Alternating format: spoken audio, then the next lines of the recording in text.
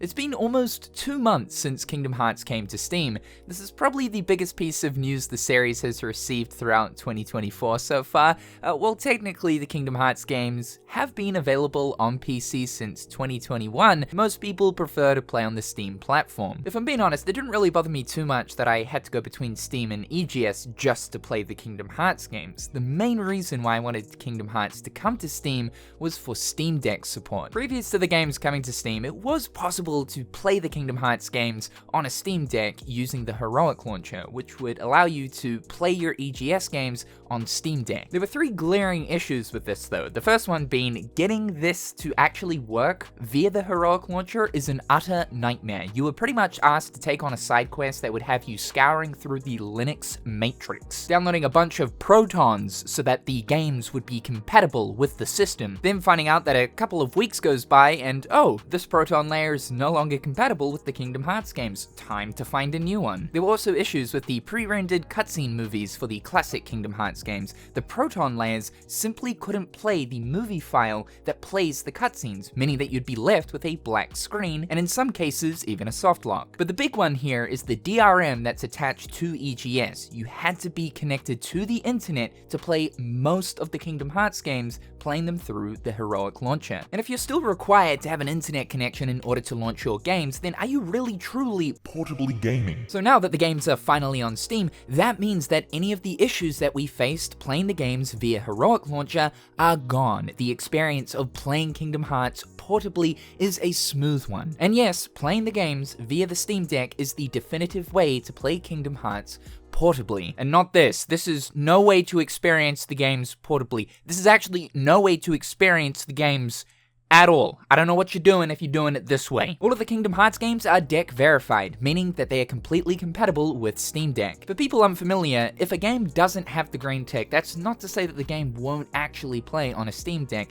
It just means that devs haven't gone in to fine-tune the experience to optimize it to be played on the system. There's a ton of games on Steam that either have the playable badge or not compatible badge that still play absolutely fine. Interestingly enough, when the Kingdom Hearts games launched on June 13th this year, they didn't launch with complete Steam Deck compatibility. It wasn't until June 19th for 1.5, 2.5, and 2.8 to receive a patch that would provide the game with complete Steam Deck compatibility, and Kingdom Hearts 3 didn't receive a patch until July 4th. I cannot stress to you guys how amazing it is to be able to pick up a portable gaming system, just turn it on, and jump into any Kingdom Hearts game of my choosing. Literally all of them. And I can do this wherever I want. Here I am soaking up the sun rays down at the beach, playing Kingdom Hearts. Here I am in one of the most filthiest places on planet Earth, the public toilets. I don't even know what that is, but I'm playing Kingdom Hearts. This is me enjoying a contraption made for small child while playing Kingdom Hearts. Here I am, sitting on the pooper, legs fully exposed, enjoying Kingdom Hearts. Even though I live on the complete opposite side of the world, I found myself in China playing a good helping of Kingdom Hearts. This is me in a forest. I have no idea where I am potentially lost. But that's okay, because I've got Kingdom Hearts Birth by Sleep right in front of me. And here, I'm in the middle of fucking nowhere. I think this time I am truly lost. But so long as I've got Kingdom Hearts, I'm fine. So looking at the classic Kingdom Hearts games, these all work fantastically. This doesn't come as a surprise because obviously the specs of a Steam Deck are more than capable of running these games almost perfectly. Resolution-wise, you're running at 800p, which is of course the standard Steam Deck resolution, so just a bit higher than 720p. And I know for anyone that hasn't actually seen a Steam Deck or held one for themselves, this does sound low, but for people that own one of these, you will know that this looks absolutely fine on the Steam Deck display. And about 98% of the time, you're going to be running at a locked 60 frames per second for these classic Kingdom Hearts titles. Now I say 98% of the time because I have stumbled across interesting moments and moments that don't really make sense. It's not even a case of there's a lot happening on screen or anything. It's just random moments throughout the games, and this is mainly on Kingdom Hearts 2. I'll have some frame dips. The interesting thing though is the frame counter that you can enable on your deck doesn't actually pick this up. It doesn't happen all too often, but it is noteworthy. There is one other thing that I came across which is really interesting in Kingdom Hearts 2 and only Kingdom Hearts 2, and that was a really really weird texture glitch where it almost looked like a missing texture. I left the map, re-entered it, and the problem fixed itself, but I found this interesting because I have never come across any issue like this on the PC version of Kingdom Hearts 2. Battery life is pretty great here as these games are not demanding. You're gonna get about 5 to 5.5 hours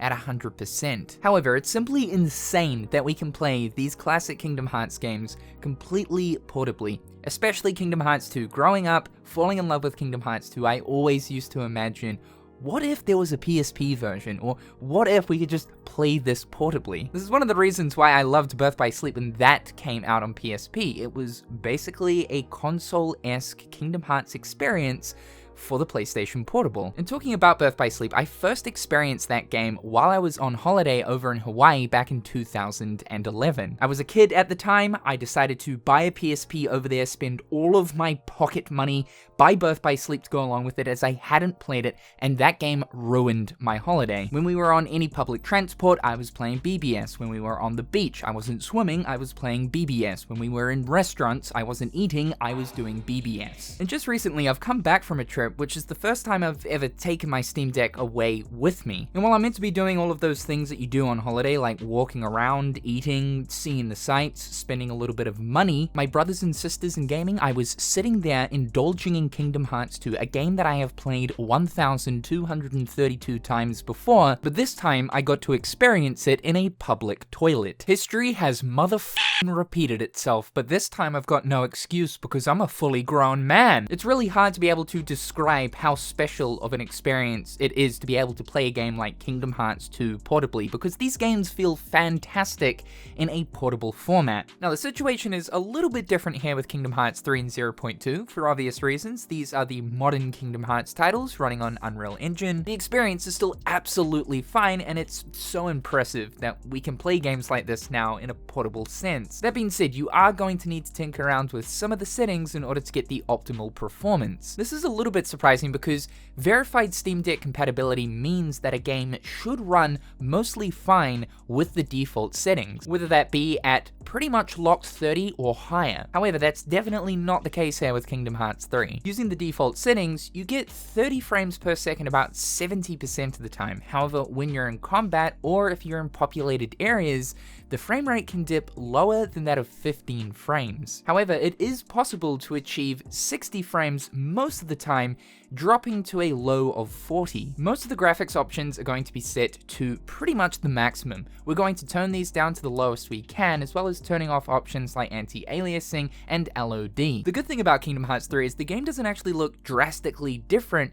if the game's graphical texture settings are on high to that of low. Sure, with something like anti-aliasing turned off, you might notice some jaggies here and there, but because of the screen size of the Steam Deck, your visual experience of this game isn't hindered too much. The other big one here is found in display settings, and that's turning back the resolution scale from 100 to 50. Now, if you want an even more consistent 60 frames, you could drop the resolution to that of 720p or even lower, but I think just keeping the game at the default 800p is absolutely fine with these additional settings changed. Now, battery-wise, Kingdom Hearts 3 is a different beast compared to the rest of them. We're gonna get about 2.5 hours out of a max charge. This is, however, pretty standard for more demanding games, getting anywhere from 2 to 3 hours of gameplay before you're required to charge. But I mean, here we're getting an incredibly impressive portable Kingdom Hearts 3 experience. It's pretty insane because even back when we were thinking, alright, what if Kingdom Hearts 3 were to come to Switch? We've seen other really demanding games like The Witcher 3 or Doom that's been ported and optimized for Switch. If this were to happen, we'd of course be receiving an optimized version, meaning lower visual fidelity, resolution, and more importantly, frame rate, being that the game would be probably locked to 30. I never really envisioned a Kingdom Hearts 3 portable experience running at about mostly 60, and here we have that, and it's simply glorious. Playing Kingdom Hearts 3 here really does make me wish that I had the OLED model, as the game would look even better with improved contrast, better saturation, and of course a slightly larger screen. Kingdom Hearts 3 is a very colorful, pretty looking game with all of the visual effects that the game has. Don't get me wrong, the game still looks simply fantastic here on the first model, but out of all of the games that I've played on Steam Deck so far, Kingdom Hearts 3 is the first that made me think, yeah, wish I had the OLED. Now the great thing about the Kingdom Hearts games here on Steam Deck is they are the PC version, which means any of those additional PC features you're gonna get here on Steam Deck, like mods. The mod scene is pretty big for Kingdom Hearts, especially looking at Kingdom Hearts 3. There's over about 2,000 different mods for that game, but there's plenty of ways to be able to further extend your Kingdom Hearts experience, and you can do that portably. The other important thing to mention here is the Steam Deck can play literally all of the Kingdom Hearts games. We're talking about the Nintendo DS ones, Recoded, Days, as well as the original Chain of Memories. I did showcase this in the first Steam Deck video that I did before the games came to Steam, but because the Steam Deck can run a wide selection of emulators, it's actually what I use my Steam Deck most for. This means we can use something like Melon DS in order to play those DS Kingdom Hearts games, and even Melon Mix, which if you guys don't know, this is basically an unofficial HD remaster of Kingdom Hearts 358 over 2 days, and it is fantastic. Yes, you can even play that on Steam Deck. So you can actually play more of the Kingdom Hearts games here on Steam Deck